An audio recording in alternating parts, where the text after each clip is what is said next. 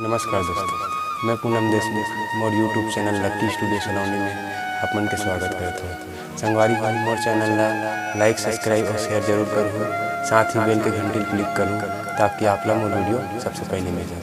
धन्यवाद।